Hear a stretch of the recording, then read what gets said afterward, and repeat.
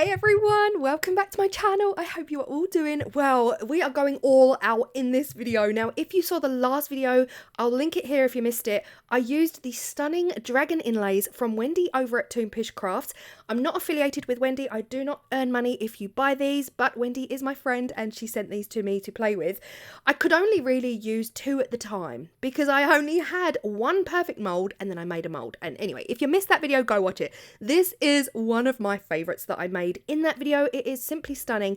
And I said in that video, I need to make a mold of lots of these pendants because it's the perfect size. Well, these turned up on my door the next day. I did not order these. These just showed up at my house from Amazon. I had to go on a manhunt to find out who sent these to me because I don't have an Amazon wish list. I know that a few of you out there do have my address from when I used to do orders and things like that. I straight away messaged my patrons. I was like, guys, which one of you beauties have sent me these? Thank you, thank you, thank you to Paul. There was no note. So Paul was like, there should have been a note. I was like, there was no note. Anyway, big shout out to Paul. Thank you so much for sending these. Next day, hello, there are 10 of these beautiful pendant molds in the kit and there are 10 inlays. So now I can do every single one of the pack that Wendy sent me. Let's get into it. I'm going to be using the Istoyo resin. This is beautiful. I've recently started working with Istoyo.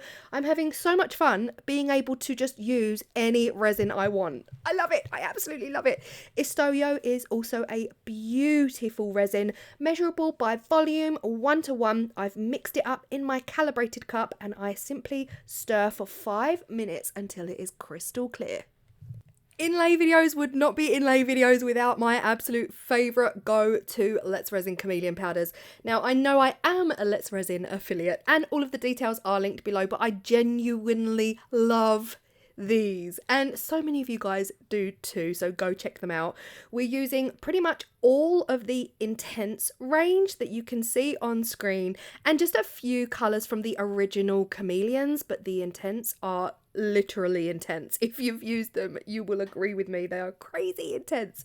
So first up, we're laying down our first layer of resin. I am doing this a little bit differently than the UV one in that I am placing my inlays straight down into the first layer of resin. I'm only filling these around, I want to say 3/4 of the way up. I'm not just putting in a thin layer. I'm confident at this point that the inlays will float. So I'm not too concerned now about only putting in that thin layer. You know, in that first video, I was like, I'm just putting a tiny little thin layer just in case they sink.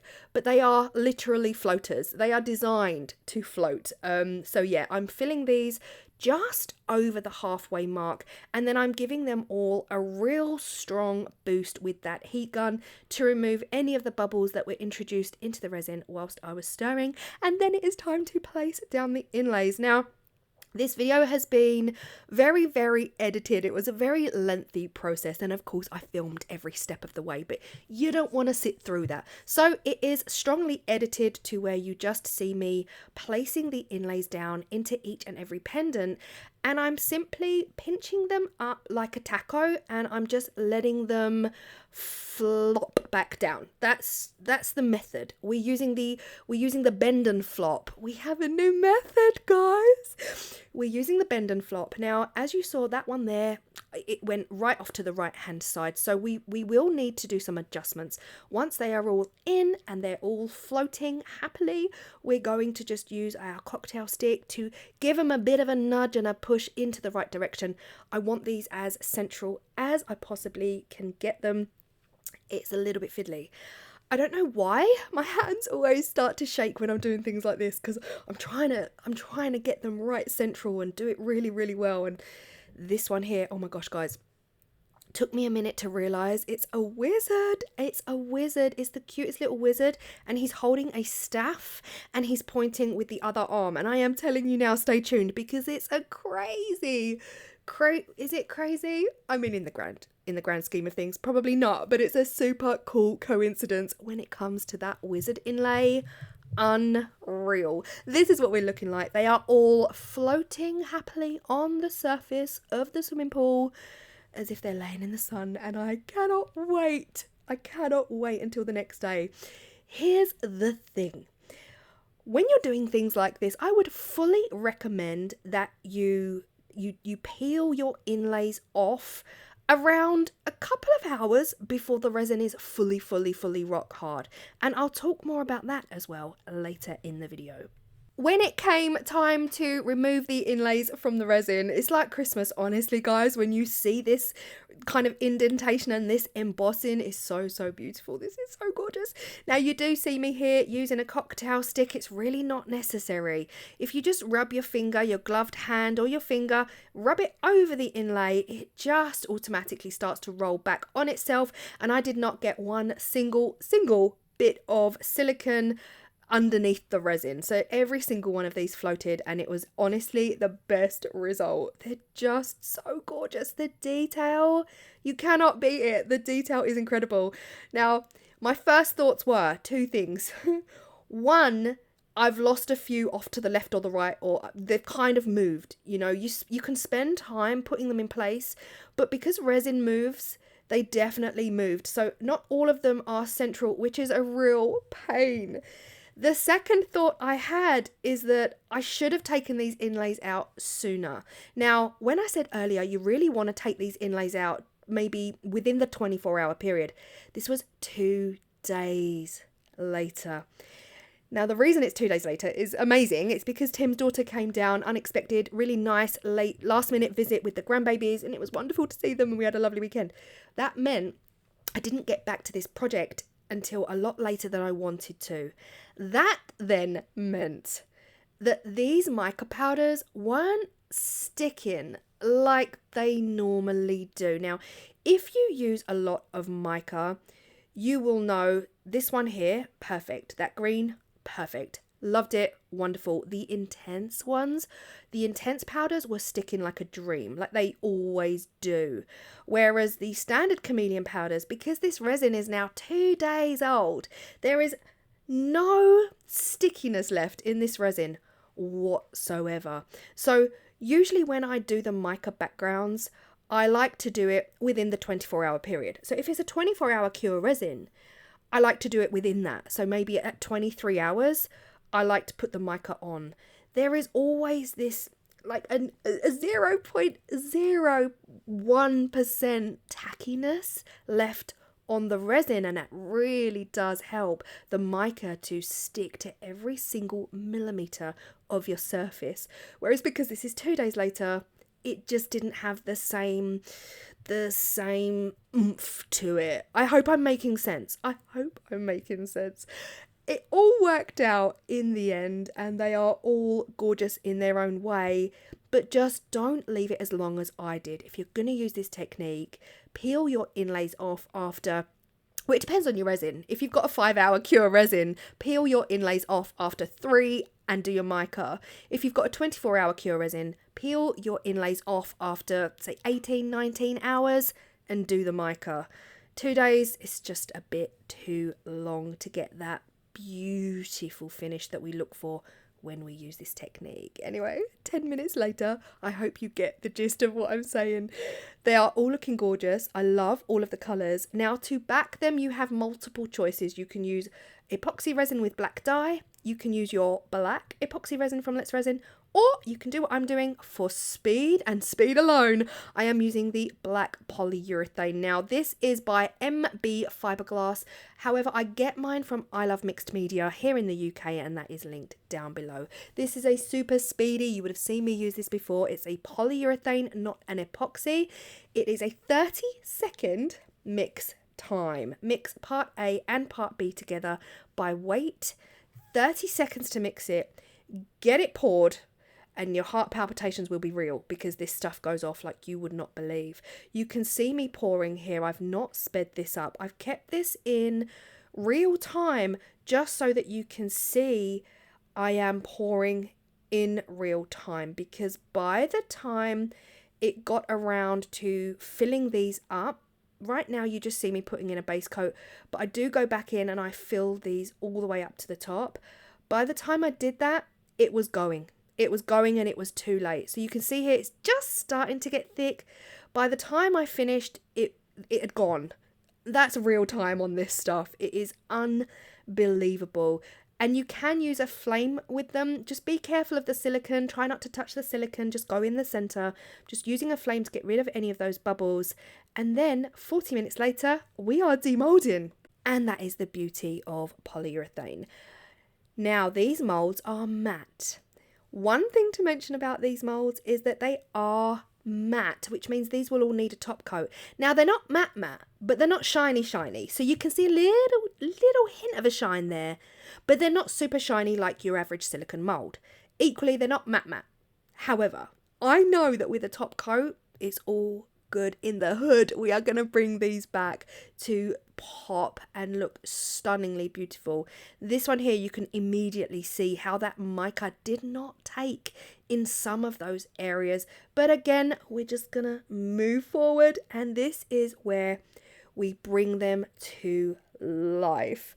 Now, these molds, like I said, they're matte. It only matters if you're doing it this way. If you're working around the other way, where the top is the top, it won't matter because your resin will come out shiny. But look at this, the intensity. So we've gone from this matte surface to this absolute wow popping design. Is unreal, and that is why I love top coating sometimes. It just really brings everything to life and it makes it feel magical. I have got air bubbles. The other thing to notice is that I do have air bubbles. I think I was going to say this earlier. Two things I noticed.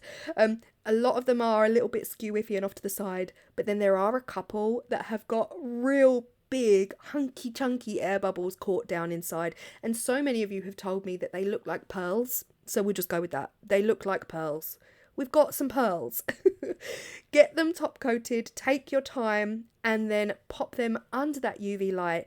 Now, here is an example of pouring too much on.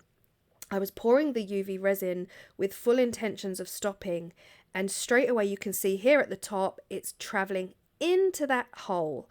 Now, if this happens, leave it. Don't move it, don't touch it, don't panic. I'm just going to leave it there. I'm going to let it go down into that hole. I'm going to try my best not to move the pendant, and it will minimize the damage. So I'm just carrying on as I would, whack it under the UV light ASAP. Then when it comes to peeling this off, turn it over, wipe the bottom, and then cure it as well, so that whatever UV resin has gone down into that hole just gets cured in there. You're good. You can drill it out later. And oh my god, they look so pretty. All of the colours together literally pop. Now we are going to look at these individually. This is one of my favourites. Stop it. Are you kidding me? That blue, beautiful. The inlay, beautiful. Barely any bubbles. Nothing really to write home about in the bubble section, but stunning. I love this one, the inlay. It looks like the dragon is giving itself a hug with its wings. I'm not going to lie to you guys. I think I might have put this one in upside down. I kind of couldn't really get it. Like, I couldn't see it. Wendy, help me out here if you're watching. I think I've either put it around so the legs and the tail are to the right hand side and the head is actually over on the left. But anyway, we live and learn. We move on. This one here is that cutesy little cutie patootie with the big bubbles in it. Again, such a sad story that happened. One of my favourites again. It looks like a heart. This one looks like it's hugging itself with its wings. I did get a couple of big chunky air bubbles in there, but they don't take away from it. This inlay, stunning. This inlay, my favourite. This is the one I used in the last video, and it travelled off to the left hand side and I got a huge bubble. Now, the wizard. I cannot tell you how much this looks like Tim's statues. Tim loves wizards, dragons, and all of that, and we've got them on our shelves. And this one here, come on, it is identical to Tim's wizards that he has on his bookshelf. But this dude, the pointy dude, it's this one. And I was like, oh my gosh, Tim, I've got this inlay that looks just like your wizard on the shelf. And I was filming it and he was like, well, make sure you film my dragons. Show them my other wizard as well. How cool is that? This is right up Tim's street. I love them too. But I would love that in a huge silicone inlay. If anyone can do me a huge silicone inlay. Ooh, I might speak to Dennis over at Resin Supplies Den because he makes them. That is on my to-do list. I'm going to message him right now. But how beautiful are these? My absolute favourite is this one here with the teal and the blue. I think they are stunning. I also think when you're laying your inlays down, you saw me move them over with the cocktail stick. Just spend a little bit more time doing that, guys, because these really could have all been perfect. They could have all been central and perfect had I kind of hovered. I didn't hover. I moved them so that they were all in the center and I walked away. Had I come back 5-10 minutes later just to double check that none had shifted, I wouldn't be here now saying that they're wonky. So really, it really is about taking a little bit more care than I did here, because you can see they moved. They literally got their passports and they ran. And it's such a shame because these could have been so much more beautiful.